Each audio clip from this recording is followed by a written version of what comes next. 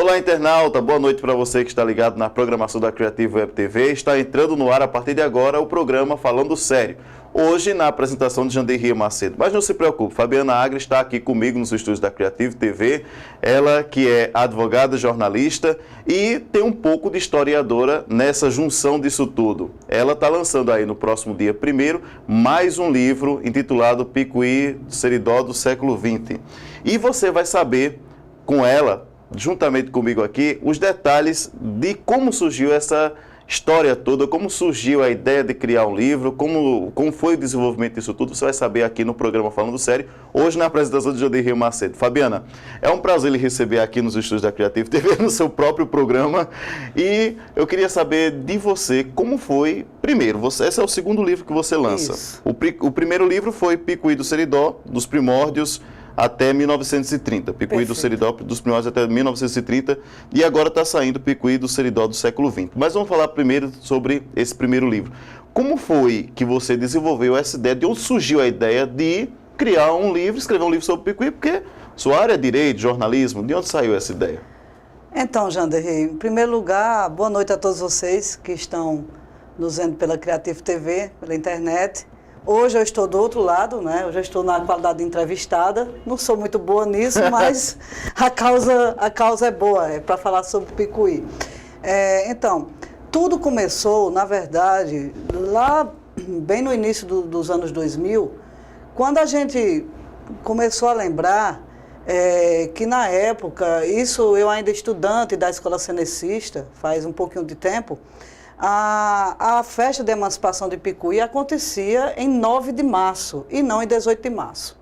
E conversando com algumas pessoas, a gente lembrou que a data mudou porque na época veio uma autoridade pela SENEC, através do Dr. Felipe, se eu não me engano é Anthony Ayton, que era o embaixador do Canadá no Brasil, e por uma questão ele não podia estar aqui no dia 9 de março, foi comemorado o dia 18, ou seja, as duas datas existiam. Então, a partir daí, não sei por quais motivos, deixou-se de lado 9 de março e passou a dizer só 18 de março. A coisa toda estava perdida na história, né, no tempo, e desde aquela época eu vivia matutando. Mas por quê? Por que isso? Por que não? Ok, primeiro tempo, isso. Em março, abril, meados de 2010, conversando sobre o mesmo tema com Alci Silva, ex-vereador, filho do ex-prefeito Zé Mariano, Alci disse, não, Fabiana, eu tenho tudo, eu tenho um livro de historiador campinense da década de 40, Epaminondas Câmara, e todas essas datas, o livro é da década de 40, e todas essas datas estão no livro. Claro que eu fui procurar esse livro no mesmo dia, com o Alci, ele me emprestou, e eu disse, isso aqui vai dar um bom artigo. Aí o artigo virou um livro. A ideia era um artigo artigo só sobre as datas de Picuí. Isso foi em maio de 2010. Quando foi em outubro de 2010, o livro estava pronto. Será que ficou apaixonada por isso? Exato, porque uma história ia puxando a outra, eu não conhecia nada da região, nada. Apesar de não ter nascido em Picuí, eu sou de Itaperuá, mas eu sou picuense de coração, só nasci em Itaperuá, desde sempre. Morei aqui, minha família é de Picuí, mas eu não conhecia a história da nossa região.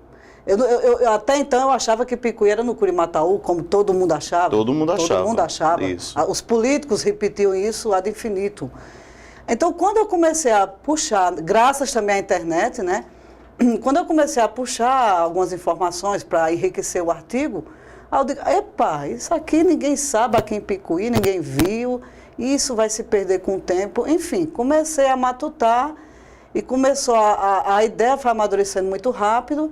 E o primeiro livro saiu em menos de 6 meses. Né? Agora, isso graças à internet, foi uma pesquisa eminentemente bibliográfica, e se não fosse as fontes primordiais de 2 historiadores do Rio Grande do Norte, 2 siridoenses, na época, Helder Macedo, de Carnaúba, e Muiraquitã Macedo, ambos professores, né, das universidades do Rio Grande do Norte, jamais esse primeiro trabalho teria saído com a riqueza de material sobre o Seridó que saiu. E o restante do material fui coletar, por incrível que pareça, não achei nada na Paraíba, nada. Na Paraíba? Nada. Incrível. Eu fui conseguir todo o material, as sesmarias, tudo em Mossoró. Nossa, tão longe assim. Tão longe assim, para você ter uma ideia. Então, no primeiro livro, Janderri, eu procuro contar desde realmente os primórdios da região, pegando até a parte da pré-história, né? E vindo com os índios tararius, o genocídio que houve aqui na região, que só num dia mataram mais de 1000 índios ali na Rajada, perto de Carnaúba dos Dantas. Tudo isso, aí eu fui me apaixonando, né? Fui me apaixonando pelo tema. A gente, quem mora aqui é um apaixonado por Picuí, né? É verdade. E eu fui me apaixonando pelo tema, fui conhecendo dezenas de pessoas através da internet, através das redes sociais, e depois as pessoas foram me enviando material. Eu tenho material para escrever, acho que até minha velhice, se eu quiser, sobre o tema. Então, o primeiro livro, esse Picuí de Seridó, dos primórdios até 1930, ele fala dessa região do Seridó, né, e de como nasceu a povoação de Picuí, a povoação de Cuité, de Carnaúba dos Dantas, de Pedra Lavrada. Pedra Lavrada é a mais antiga de todas, né? Aí depois vem Cuité e, por fim, Picuí. Picuí das 4, Carnaúba, tudo, Picuí é a caçula, né? Picuí começou em 1856. Mas muita coisa eu fiquei também ainda muito curiosa, né? Eu quis parar em 1930, nesse primeiro livro, para encerrar. Eu só quero falar da data de emancipação, só que eu não consegui comprovar por A mais B o porquê dessas datas. E isso veio só depois que eu vou contar no finalzinho para surpresa, né? Certo. E me diz um detalhe, como foi que você descobriu a parte do Seridó? Picuí é Seridó e não Curimataú. Como é que foi isso? Primeiro basta você visitar o site do IBGE, né, que você não tem dúvida, Picuí é no Seridó Oriental. Para você ter uma ideia, Santa Luzia, ali próximo de Patos, não é sertão. Oxi. Santa Luzia é Seridó Ocidental. Tá entendendo? Ocidental. É a porta de entrada do sertão, que Patos já é sertão, mas Santa Luzia, eu com amigos lá, vocês não são do sertão. Nós vamos aqui no IBGE. Aí a gente mostra.